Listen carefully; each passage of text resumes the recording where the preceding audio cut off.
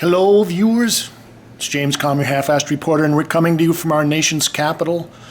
We're at the Smithsonian American Art Museum, and we're going to take a run through Between Worlds, The Art of Bill Traylor, and I'm going to recommend this catalog by Leslie Umberger with an introduction by Carrie James Marshall.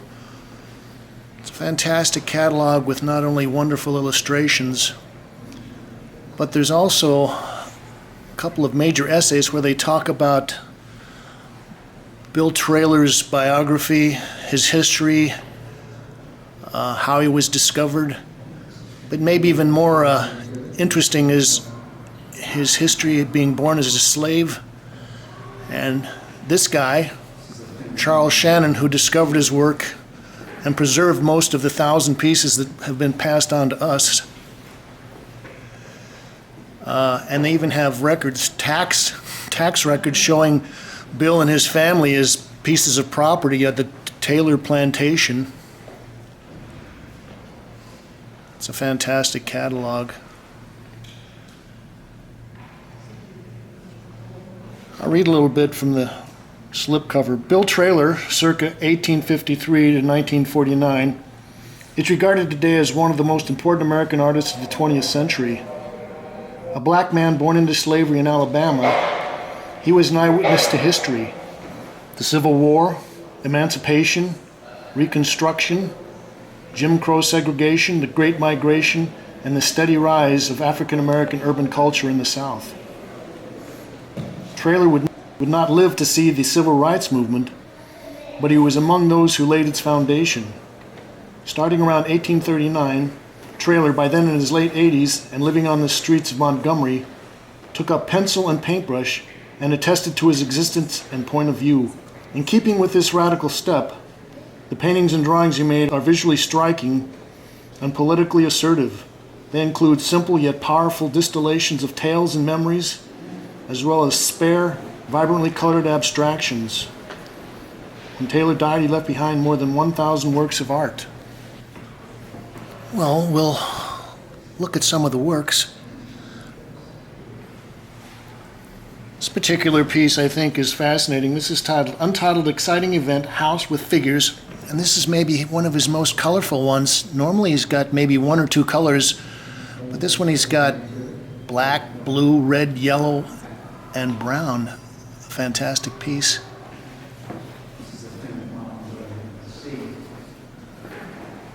I also like the way that Bill always used recycled pieces of cardboard, box tops, the back of posters. Maybe one of the most inspiring things is the fact that he was using such incredibly humble materials, very reduced palette, simple forms, but he was able to get so much to happen. I think that's probably the sign of someone that is a true master. The exhibition is divided up under various subtitles. I think this first group is called the Exciting Events section. So we've got a lot of houses with many figures, various things happening. It's useful to read the catalog because they sort of help you decode some of the images and various meanings. Like this one here, the guy holding the birds, they're saying that kind of could be a chicken thief. Okay, we've got the character who's holding up the square with the AB. I guess that's someone receiving a message or some kind of written thing. Now, I always wonder, Bill Traylor was self-taught, but when you look at the pieces and the balance and the symmetry and the wonderful line and his use of color, it just makes you realize that some people are born in a state of grace or have achieved a state of grace. And they were also talking about the fact that he basically was homeless for the last 15 years of his life, and he slept on the floor of a funeral parlor. They said they would stack up the coffins and move them out of the way of the fireplace, and he would sleep on the floor. Also, I love his his use of these found pieces of cardboard and paper. They had a very modern feel to this, and there are a lot of people out there in the world that are trying to imitate this, somehow try to create some sense of authenticity through superficiality, and they just can't get it to happen. They also talk a little bit about the relationship between Charles Shannon, the man that discovered him, and Bill Traylor, and they say that even though Charles knew him for a couple of years and collected literally hundreds of his work, there was always a kind of barrier between them. Partially it was just that Bill didn't spend a lot of time talking, and when he did, he spoke in very simple, profound statements. And I guess Charles would actually record some of his statements on the back of the drawings. I probably shouldn't say too much because in many ways these drawings speak for themselves better than I ever could.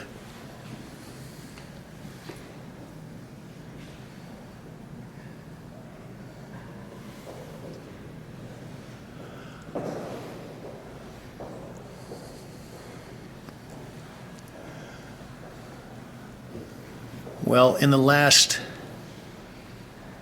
I guess, about 3 weeks, we've visited the Hilma af Klint show at the Guggenheim. Wonderful artist, and in a certain way, she could be considered some kind of an outsider, although she came from a very privileged background and was academically trained. It's about a week and a half ago, maybe 2 weeks ago, we visited the Andy Warhol retrospective at the Whitney, and had a chance to see an insider, maybe one of the ultimate insiders of the art world. And it's just a happenstance or a coincidence that we're down in Washington today and we happen to pop in and see this show, because I think you could actually compare Bill Traylor and his significance and the amount of influence that he's had, maybe not to Warhol, but certainly to Hilma af Klint, and maybe for a lot of people, because af Klint wasn't really known until about 20 years ago, probably more influential.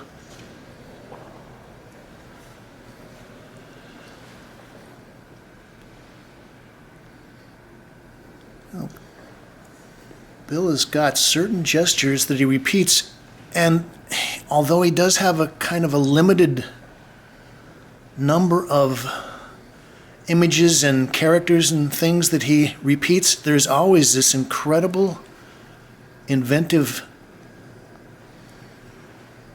difference. None of these are the same. Also very, very simple colors.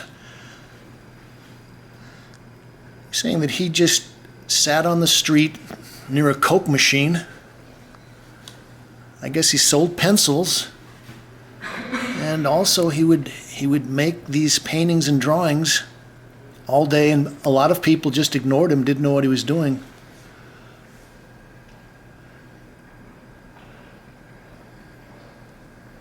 And well, we've got the blue gloves. It's beautiful.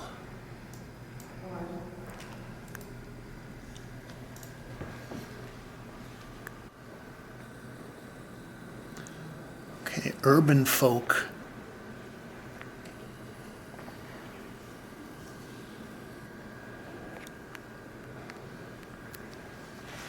Well, you can see the reflection of a little short film. I believe that was by Rudy Burkhart, taken down in Montgomery in the mid, maybe late 1940s. And, well, I know Rudy's son, Jacob Burkhart. Yeah, there's something about the worn quality and some of the distressed nature of these surfaces that is, I find very appealing and very authentic. So they'd say that Bill would be sitting drawing and he would use a little straight edge pencil, color pencils, crayons, and poster paint.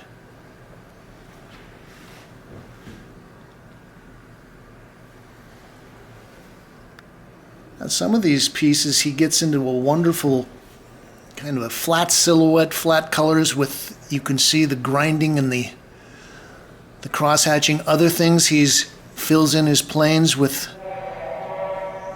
the paint, and also he's got a very interesting sense of pattern. But with his very limited means, okay, then we've got our little letter there, A, B, C. With his very simple means, he really does great things. Elegant silhouettes. I think another thing that has really influenced a lot of people is the abstract quality of a lot of these. As we get farther down in the show, we'll see some pieces that are totally abstract, or they're verging on totally abstract. So no one would ever really know what Bill is trying to get across. And they were saying that he only produced the drawings for about 5 years. So from about 1938 to 1941-42. There was some speculation that he kept working after that point, but none of the works have been preserved.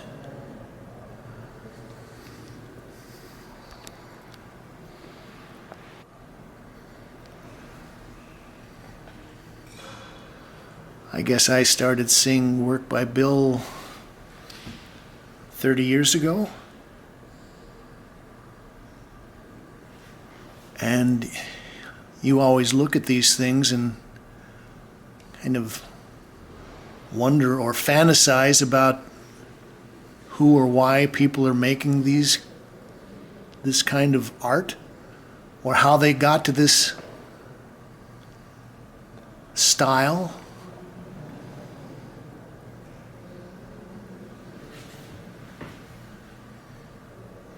A lot of these, they were talking about the stories behind them, and they were saying there's a lot of these are dealing with violence, and a lot of them are chase scenes. So they were talking about, now this is a guy that's in his late 80s remembering his childhood on the plantation, and I think that might be someone being lynched there. Slaves being chased by their masters, working in the fields, various kinds of machines and things that were happening. This may be one of the earlier pieces. And there's also certain markings, talking about lines like little tallies of something. This piece has some red there under the dog, that might be blood.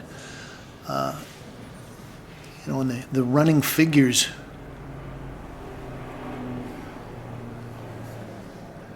I think there are over 200 pieces in this show, so I'm not going to comment on everything or give you the titles.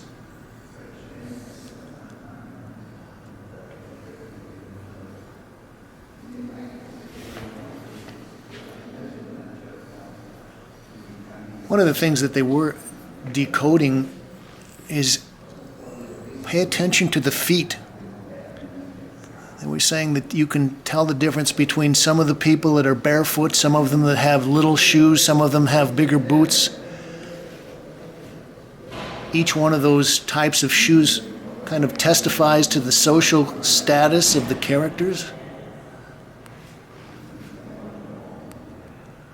And I love the ragged edge in the way that Bill is actually able to use these notches and ripped off corners of these scraps of cardboard to enhance the composition.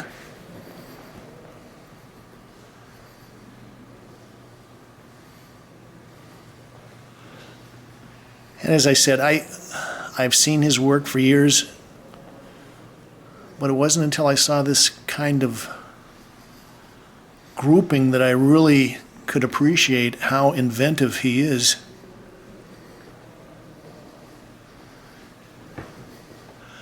Also, I have to give it to the Smithsonian American Art Museum. I've been going there for probably about 25 years, and their collection of outsider art has gotten bigger and bigger.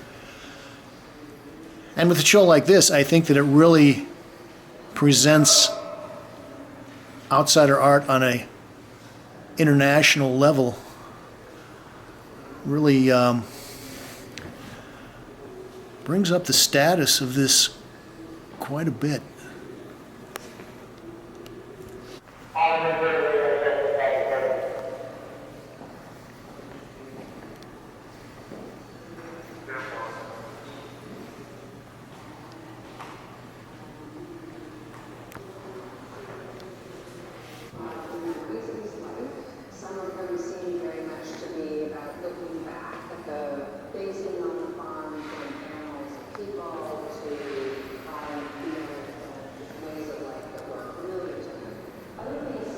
It's also fascinating the way that the colors of the various pieces of cardboard or the grounds that he's working on affect the drawings and the colors that he overlays with them. You know, people talk about how he is so fantastic with his placement of forms, but if you just look at these pieces and realize the way that he's bending his forms, his legs become rubbery. This particular figure has his rear leg coming out towards the edge of the paper, almost touching. And we got the shoes, those, he had the big boots.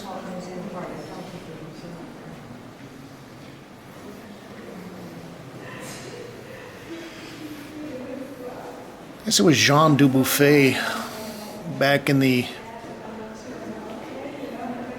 mid-1940s that came up with the idea of art brut. That category came under a lot of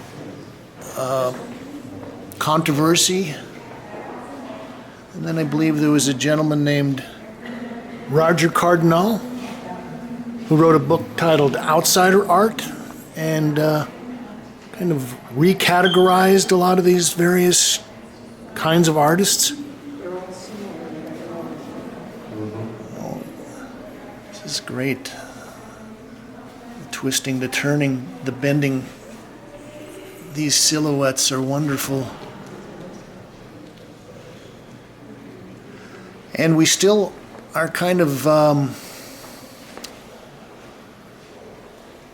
trying to figure out exactly what it means. Some people prefer not to be outsiders. Everybody would like to be inside. On the other hand, I'm thinking if you look at the way that various forces, commerce, the academy, politics, religion, various things have been trying to subjugate art, and this is after about 20,000 years of art trying to achieve some type of autonomy. Look at those negative spaces, that's beautiful. Somebody or some people would like to keep art as a tool of ideology, and this is where I think Jean Dubuffet was so brilliant. He realized that art might be one of the last domains where people could possibly have an opportunity to remain free somehow. This is great. So we've got some variations on a simple theme. Again, The inlaid tan paper on that cardboard is great. We're saying that some of these, okay, the gesture with the finger pointing up is very common. Some of these, especially the characters with the cane, and sometimes there are two canes, are seen as self-portraits of Bill Traylor.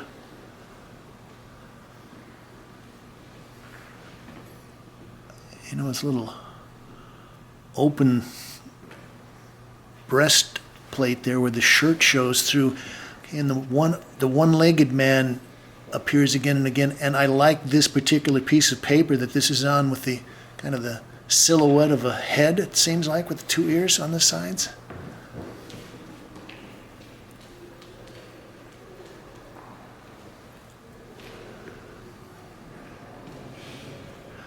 There's a very typical Traylor. We've got the square in the middle, and then the figure kind of arms and legs a bit off from it.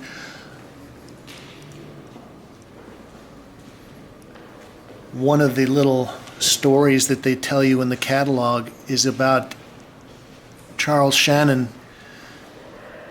taking Bill Traylor up to see an exhibition that they put together for him at a space that the group of artists there called the New South had organized.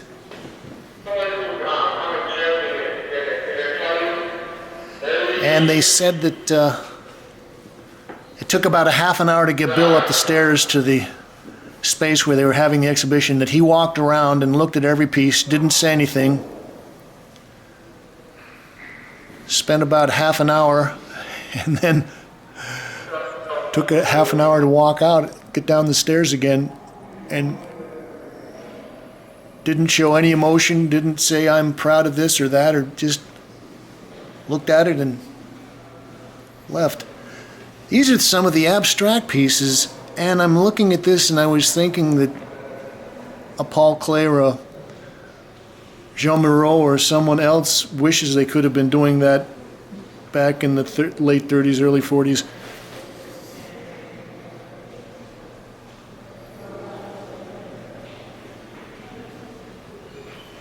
Like I say, I ponder and wonder what Bill was thinking about, what he was trying to express. The way that he lays out his forms. Another thing to keep an eye open for are his figures holding bottles. Evidently, a lot of the energy in these plantations were put into, if they had, there's a guy with a bottle, if they had excess grain they couldn't sell, they would distill it down, make whiskey, store the whiskey, and then at some point sell that. This is a wonderful piece.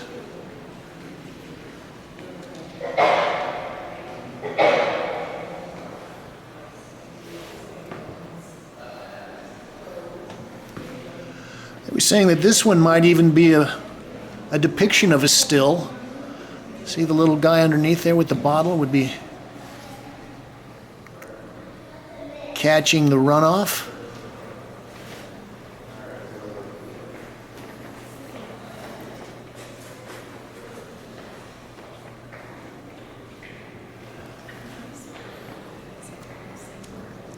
Yeah, and it's interesting. Some of the figures are black, some of them are blue, some of them are red. Each one of these had a specific meaning or part of a code.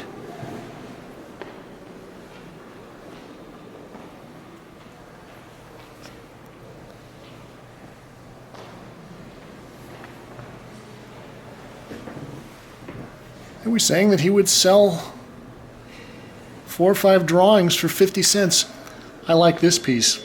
I especially like the shaped piece of paper. I was trying to figure out what that would be, some kind of part of some packaging that would fold together somehow. Also, it's interesting to note that there's a certain amount of erasure in these. He wasn't just going ahead and doing these without thinking about them and considering the compositions and making corrections.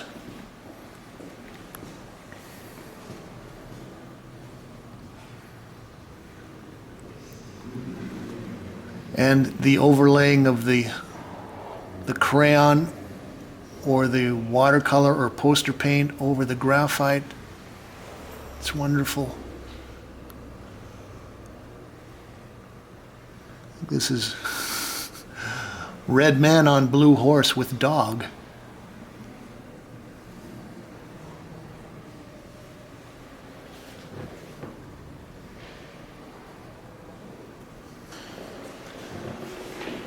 Again, we've got some very wonderful abstract shapes there.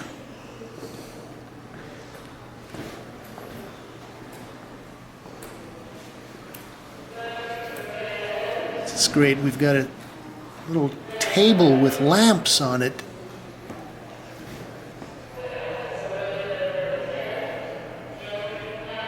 No, and now that I look at that, that almost has quality of Art Deco.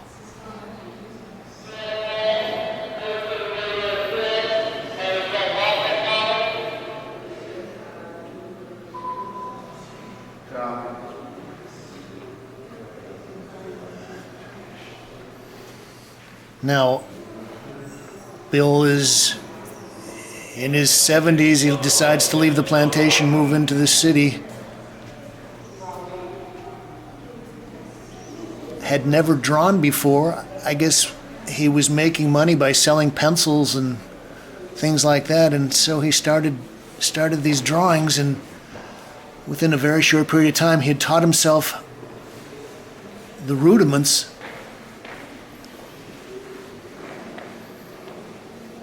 And worked pretty prolifically for about 4 or 5 years.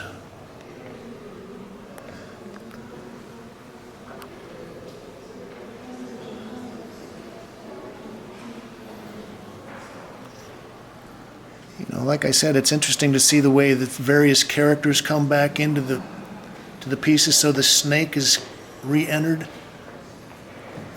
This is some kind of a chase scene. Someone's chasing someone with an axe, and he's got a bottle of whiskey that he's running away with. There's the snake again.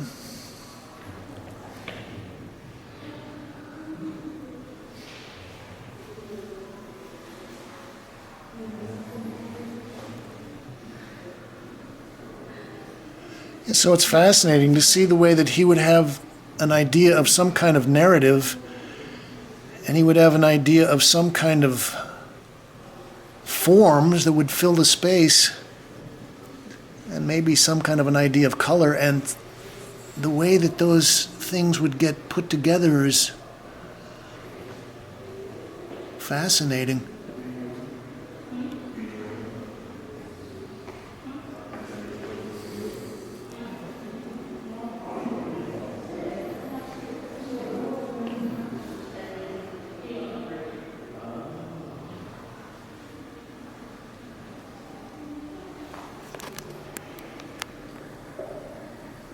Dressed to the nines.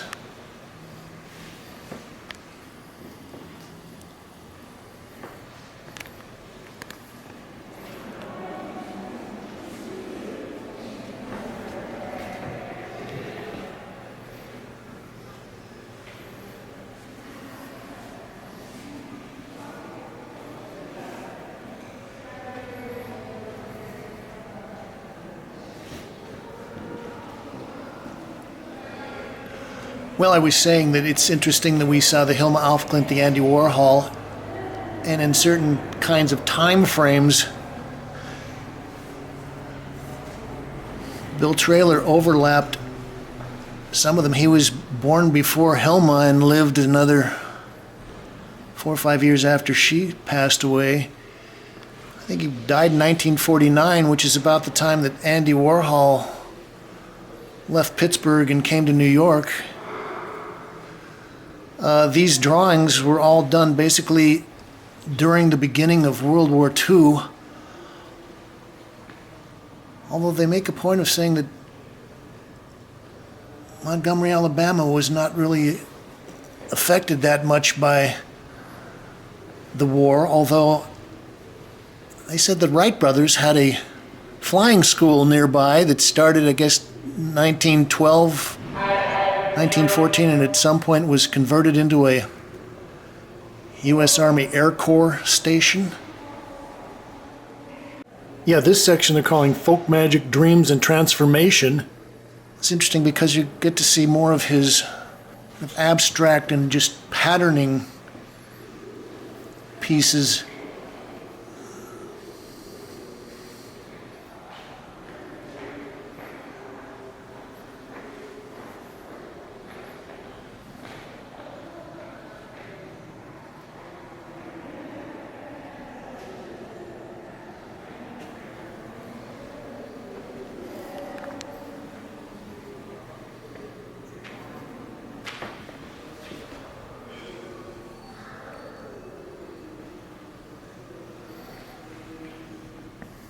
This is an interesting one. I think this is half a green man and something else.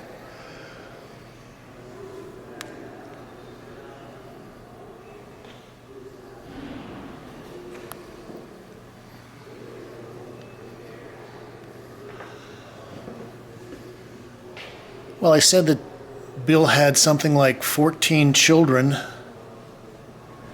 and also what they call in the book fictive kin, which I like. I guess that's people who were just taken into the family. They say that by the time he moved to Montgomery, that a lot of his children had moved north to Detroit. And at some point, maybe around this time, Charles Shannon and his wife scraped together enough money for a bus ticket and sent him off to Detroit, thinking that perhaps he would go and live with his daughter.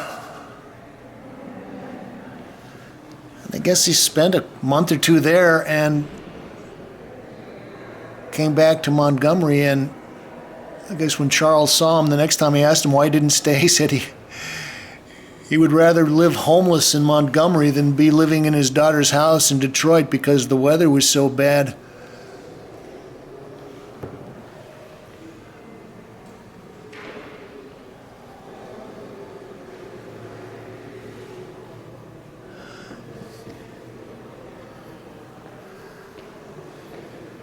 You know, I love this piece with the string through the hole at the top.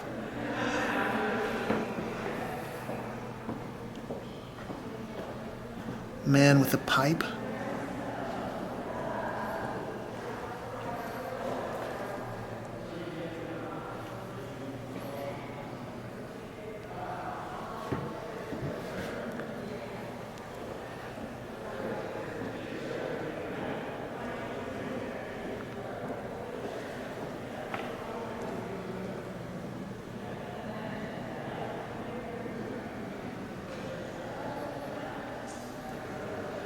It's a little catalog that the New South artist put together for his exhibition that he had there. I believe it was 1940.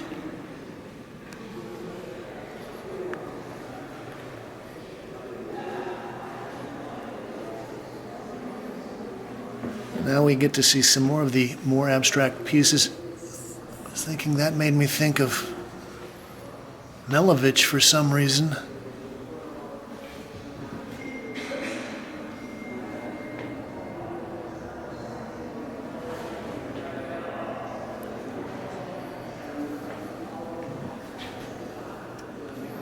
That's Preacher with Congregation.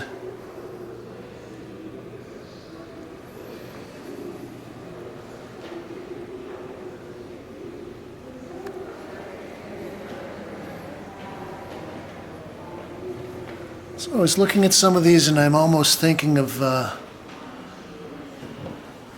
of the Greek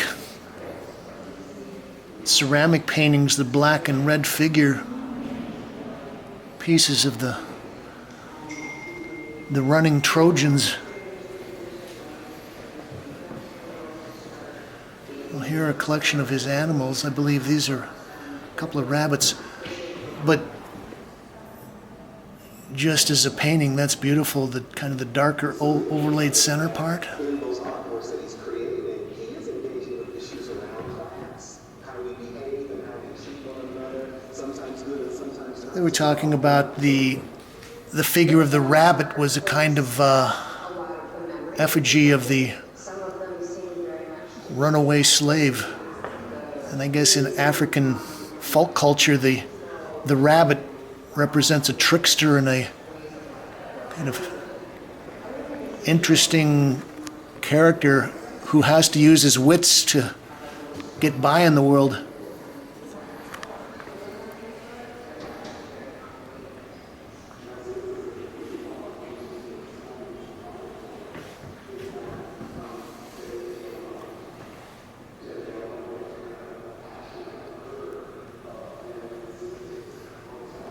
I guess some of these are mules and some of them are horses.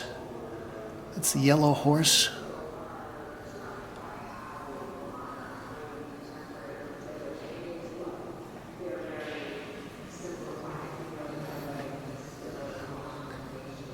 Also, when I went upstairs, they have a Kara Walker show, and she's got some of her silhouettes pasted on the wall. And I can't help but thinking that she owes a certain debt of influence to Bill Traylor.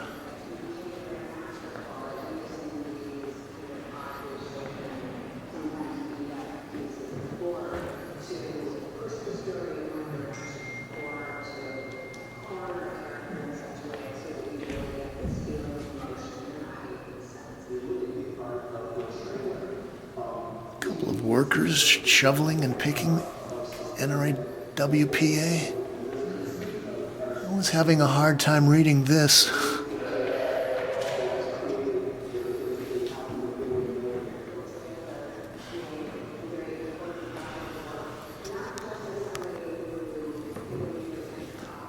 Okay, so here are the early works. So it is fascinating to think about an 80-year-old man deciding that he wanted to be an artist, picked up the paintbrushes and the pencil, and within about 4 or 5 years is making things like this. They're talking about this got the blacksmith shop.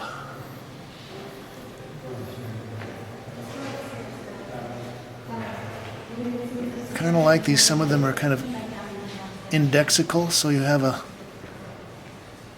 catalog of various things, tools, jugs, vessels.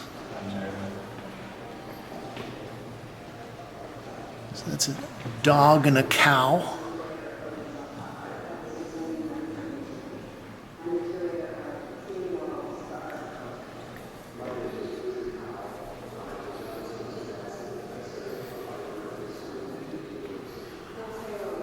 I think this one was story about running after the chicken thief.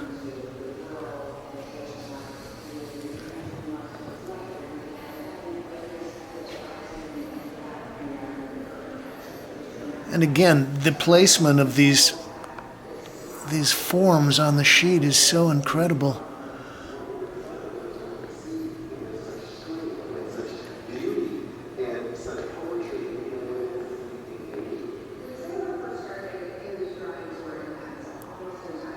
It's the pointing figures. It's a double-sided piece.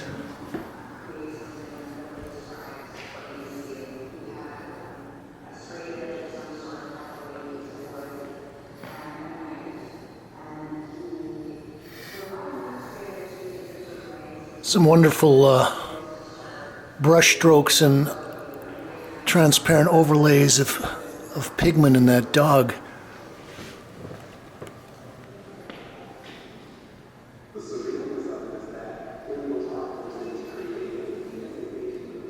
Well, they were talking about a lot of these things having to do with violence.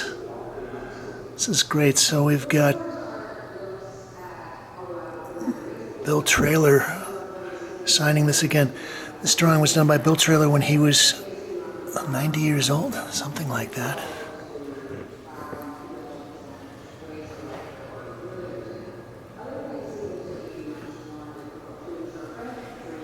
And I like this with the torn away edges.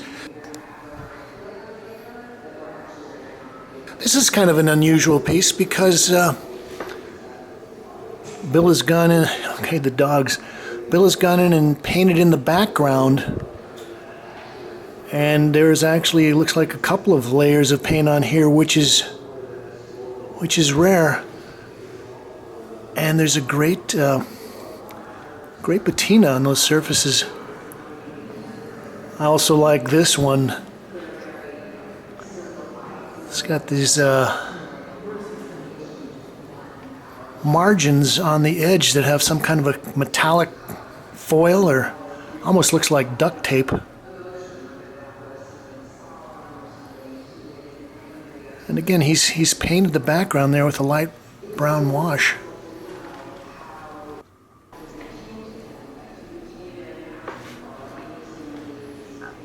Okay, folks, well, we're going to wrap it up now. This is James Kalm reporting on Between Worlds, the art of Bill Traylor, here at the Smithsonian American Art Museum. You can like this. Subscribe. Recommend it to your friends. You can leave your ideas, thoughts, criticisms, and suggestions below. But as always, when we get to the end of these, we ask you to say, "Thank you, Kate."